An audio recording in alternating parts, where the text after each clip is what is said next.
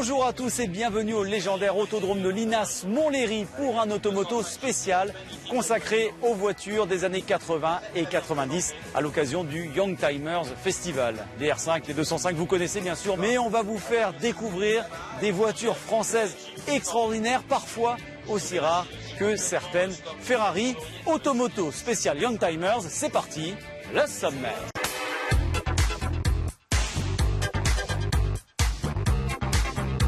Les années phares de cette génération Youngtimer, ce sont bien sûr les années 80. Et comment ne pas évoquer Renault? Regardez, elles vont forcément vous dire quelque chose. Présentation de cette génération turbo. Et comment bien évidemment ne pas commencer avec la R5 Turbo, et on est avec son heureux propriétaire Gérald. Première question Gérald, d'abord pourquoi les R5 Turbo? C'est une voiture qui m'a toujours passionné. Me porter acquéreur de cette auto il y a 16 ans. En parlant en francs, on pouvait en trouver entre 35 000 francs et 40 000 francs pour, je dirais, une Turbo 2. C'est un petit moteur 1400 survitaminé en position centrale. Alors c'est une série spéciale qui a été donc fabriquée à 20 exemplaires pour être homologuée pour les groupes B et pour avoir l'évolution moteur jusqu'à 320 chevaux. Et voici la petite sœur de la R5 Turbo, la Super 5 GT Turbo. Renault a voulu en faire la tueuse de la 205 GTI. 120 chevaux sous une voiture dessinée par Marcello Gandini, père de la Lamborghini Countach. Alors, 205 GTI ou Super 5 GT Turbo, 30 ans ont passé, mais la guerre fait encore rage. Stanislas, première question, la philosophie de cette voiture, c'est quoi à l'époque, vraiment? À l'époque, je pense, c'était de passer, en fait, on va dire, du moteur carbu simple avec un turbo et de créer une petite sportive avec vraiment, je pense, cet effet de coup de pied aux fesses, quoi. Voilà. Ça, c'est un modèle phase 2, donc de décembre 88. D'ailleurs, cette année, on fête ses 30 ans puisqu'elles sont sorties en 87. Elle devait concurrencer les Mercedes et autres BMW M3, la R21 Turbo. Peut-être la plus aboutie des sportifs de l'époque du constructeur français, qui a même fourni nos forces de l'ordre. La preuve. Bon alors là, ça rigole pas du tout. R21 Turbo, évidemment. Et c'est une vraie de la gendarmerie, hein, Jérôme, hein? C'est une ex-BRI, une des 33 qui ont été commandées par la gendarmerie. Ouais. Qu'est-ce que vous aimez dans la R21? Mais je pense que c'est un modèle qui est abouti et qui est fiable, très fiable. Au final, je tombe pas en panne. Parce qu'elle a roulé celle-là, hein? Ah ben celle-là, elle a 350 000 km au compteur. Ouais. Et pas de souci. Non, du tout. Et ça, vous l'avez compris, hein, c'est bien évidemment pour la décoration. De retour ici à Montlhéry sur le légendaire circuit routier au volant d'une voiture, messieurs, dames, qu'on aime tout particulièrement à Automoto. Il s'agit de la 205 Rally. On est avec son propriétaire Julien qui a accepté, merci d'abord Julien de me laisser conduire cette voiture. C'est vraiment un plaisir. Julien, expliquez-nous un peu quelle était la philosophie d'une 205 Rally. C'était du sport et rien que du sport. Donc on prenait une 205, on retirait tout ce qu'on pouvait retirer, on mettait un petit moteur nerveux et ça faisait une 205 Rally. Donc c'est léger, c'est pas forcément très puissant. Mais combien de chevaux? C'était 103 à l'époque. 103 chevaux, ouais, à 6800 tours minute. Et puis on a toujours ce comportement routier que Peugeot a su préserver, hein, finalement. Hein. C'est nerveux, c'est dynamique, c'est assez incroyable. C'est un châssis précis et malgré tout joueur, quand on la taquine un peu sur le lever de pédale dans un virage, on peut jouer avec, la mettre en travers sans frein. Hein. C'est assez efficace et c'est vraiment plaisant à conduire. Nous sommes sur la pré-grille du circuit de Montlhéry parce que toutes les voitures présentes ici roulent, bien évidemment. Et regardez ça, c'est rarissime, une Hommel berlinette RS, produite à 60 exemplaires, pas plus. Une voiture 100% française, fabriquée à l'Oéac avec un moteur de Peugeot 306 S16 à l'intérieur. C'est splendide. Tout de suite, la pub.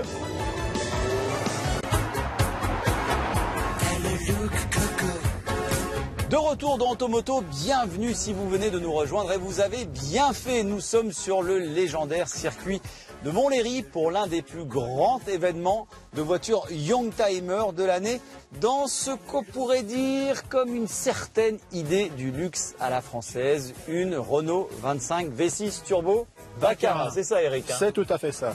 Eric, c'était à l'époque où les Français osaient encore concurrencer les Allemands sur ce segment des berlines très luxueuses et très confortables. Notamment la bavaroise BMW série 5. Ce qui manquait en fait aux voitures françaises, c'était la puissance surtout, c'est ça, non? Tout à fait.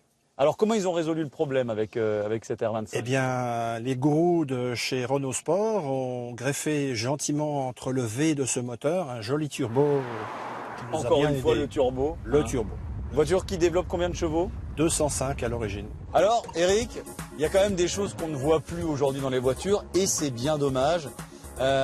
Notamment ça. Alors ça, hein, c'était la classe quand même. C'était la classe. Autoradio avec cassette auto-reverse et avec, messieurs, dames, un equalizer et qui marche. Hein. On peut essayer, Eric? On peut essayer. Ça, c'est la classe. Hein. C'était la classe. Alors, il y a une autre spécificité, Eric, c'est un ordinateur de bord vocal, c'est ça? Une synthèse de parole, oui. Alors, comment ça marche? On peut essayer? Tout à fait. On lui demande tout simplement si tout est en ordre avant de partir. D'accord. Mais on peut aussi générer quelques petits défauts. Exemple, on Voilà, vous allume, avez laissé les phares. on met les phares, on ouvre la porte. Bien évidemment, on a oublié d'éteindre les phares. Ouais. Feu de position défaillant. Elle nous prévient. Ceci depuis la sortie de la Renault 25, c'est-à-dire 1984. D'accord. Et vous l'utilisez, vous, au quotidien? Bah, C'est un peu énervant, non, au bout d'un moment? non, pas du tout. Quand on ne veut pas qu'elle nous cause, on peut lui couper la parole. Et puis, et quel confort, hein. C'est royal. Royal. C'est au moins au niveau des Anglaises. Ah bah Ah tiens, bah, il faut se faire plaisir quand même. justement, ça tombe bien, on va parler d'anglais, Eric. Ouais. Elle, c'est la Jaguar XJ40. Et au début des années 90, elle va révolutionner le constructeur anglais en perte de vitesse avec cette image vieillissante. Nouveau châssis, nouveau moteur et surtout nouveau design, beaucoup plus moderne, beaucoup plus agressif. Et aujourd'hui, c'est une voiture qui est une excellente affaire puisque vous pouvez en trouver pour 5-6 000 euros. On va d'ailleurs parler des bonnes affaires à faire dans ces années-là. Mais tout de suite, c'est l'actualité de la semaine, le 200 chrono. Alors on est maintenant sur le parking là où sont exposées toutes les voitures avec François-Xavier Basse. Alors François-Xavier, on voulait venir vous voir pour que vous nous disiez s'il y a encore des bonnes affaires à faire dans ces voitures des années 80-90. Oui, il y en a toujours. Après, il faut juste pas viser les autos qui sont les plus mythiques et les plus emblématiques. Ouais. C'est ça la difficulté. C'est-à-dire qu'il faut savoir sortir des sentiers battus pour pouvoir effectivement trouver la voiture, soit le collector de demain, soit la voiture un peu délaissée par les amateurs. Alors on va commencer par, c'est un emblème de ces années-là, la 205 GTI. Est-ce que c'est encore une bonne affaire? C'est la voiture française la plus collectionnée parmi les Youngtimers. Une voiture comme celle-ci, aujourd'hui, c'est une voiture qui peut se vendre entre 15 et 18 000 euros dans l'état dans lequel elle se trouve. Donc voilà, c'est pas nécessairement une bonne affaire, mais ça vaut quand même le coup d'en acheter une. Il y en a encore beaucoup en circulation, donc il y a encore moyen de dénicher des autos. Aujourd'hui, vu la valeur que ça a pris, ça peut valoir le coup de se lancer dans une restauration. François-Xavier, on a avancé un petit peu dans le temps, on est plutôt dans les années 90 avec ce modèle. Absolument, c'est une BMW série 3 E36 coupée, ça vaut 4 000 euros, en que ce soit, on va dire, une 320 un peu moins, et si Ouais. vous tablez sur 325, 328, on va dire 328, on va dire 5 000, 5 500 euros, mais pas plus. Alors qu'est-ce qui fait qu'une BM comme ça est collectionnable? Bah, déjà parce que, alors, il y a plusieurs éléments. D'abord, c'est un coupé, Oui. donc par essence, un coupé est plus collectionnable qu'une berline. Ensuite, c'est une BMW, donc c'est une marque qui a un passé sportif et une vraie histoire. Et puis après, vous avez un moteur 6 cylindres, un 6 en ligne. Et ça fait toute la magie du modèle. Et en plus, ce sont des voitures qui sont fiables, durables et voilà, et plutôt faciles et économiques à utiliser. Et enfin, François-Xavier, une bonne petite MX-5, une voiture qui est toujours produite aujourd'hui. Absolument, ouais, on en est aujourd'hui à la 4e génération. Donc là, c'est le tout premier opus qu'on a ici. Elles sont sorties, là, c'est la NA et elle est sortie en 89. Ça vaut combien une voiture comme ça aujourd'hui? Alors une belle MX-5 aujourd'hui, il faut compter 6-7 000 euros, mais on peut en avoir une avec pas mal de kilomètres et qui sera encore prête. Ouais, ça bouge pas. Ça bouge pas. Et ça peut, voilà, ça commence à 3 500, 4 000 euros. Et ça n'a pas trop décollé, donc je pense que c'est le moment de de s'y intéresser parce que ça finira par venir. Alors François-Xavier, moi j'ai trouvé la Youngtimer la plus chère de l'histoire. C'est laquelle à votre avis? Ah, j'aurais dit la McLaren F1. Eh ben vous avez bien raison. On est à combien maintenant une F1? Autour de 12 millions d'euros. Une broutille, hein, pas cotille.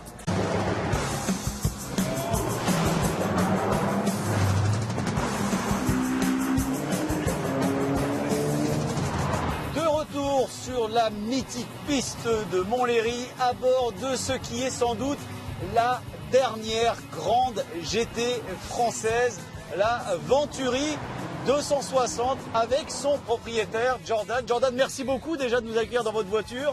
Alors comment on trouve une Venturi aujourd'hui? Parce qu'il y en a eu combien de 260? Alors en tout, Venturi a fabriqué 643 voitures et des 260 comme la mienne, il y en a eu 70 de produits. Ah 70? 70 oui. Et la mienne c'est la numéro 2.